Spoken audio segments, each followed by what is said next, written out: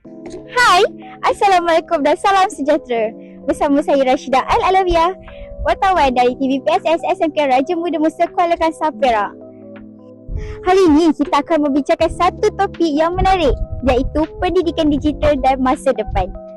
Tanpa melengahkan masa, mari kita berjumpa dengan guru yang pertama. Let's go!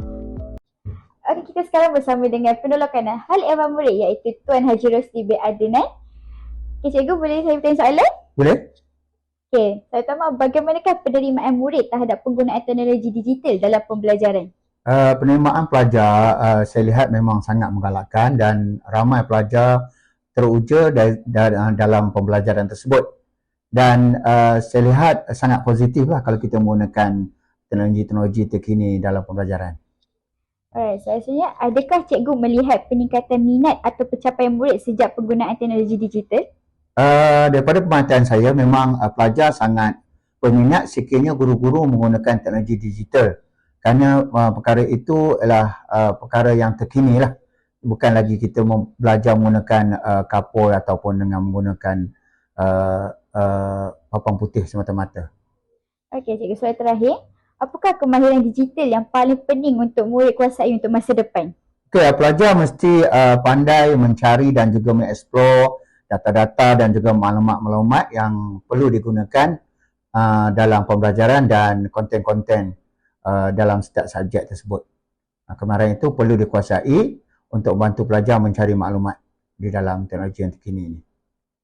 Okay, itu saja. Okey, cikgu, terima kasih kerana sudi menjawab. Okay, sama. Okey, mari kita ke guru yang seterusnya. Okey, sekarang kita bersama dengan dua orang guru praktikal, iaitu Cikgu Atira dan juga Cikgu Aina.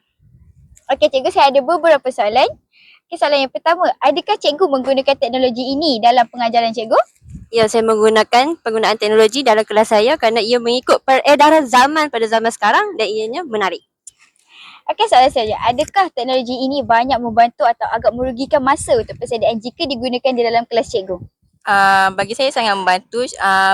Penggunaan teknologi ni contohnya seperti aplikasi Canva, di mana teknologi seperti aplikasi Canva ni sangat membantu pelajar untuk fokus dalam kelas. Alright, soalan terakhir, apakah aplikasi atau platform digital yang paling membantu dalam pengajaran cikgu? Okey, bagi saya lah adalah Google Classroom sebab Google Classroom ni dia mudah untuk guru sediakan dan pelajar dia akan bukan setakat belajar dekat sekolah saja, tapi bila balik dekat rumah dia boleh akses pembelajaran tu ataupun bahan-bahan belajar secara alam maya.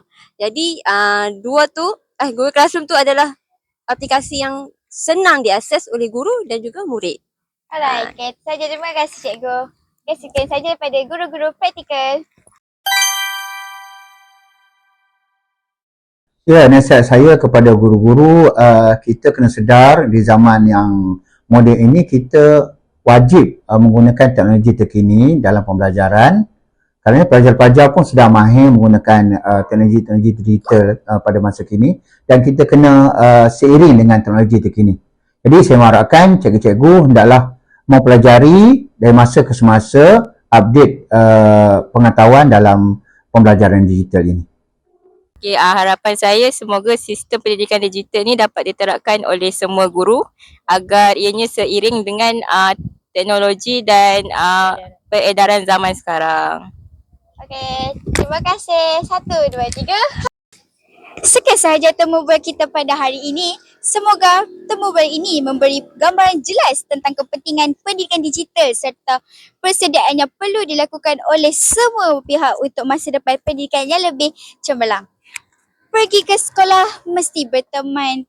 Berteman juga ke bilik seni. Ilmu dicari sepanjang zaman. Moga bermanfaat buatnya menonton wawancara ini. Sekian, terima kasih. Assalamualaikum. Jumpa lagi.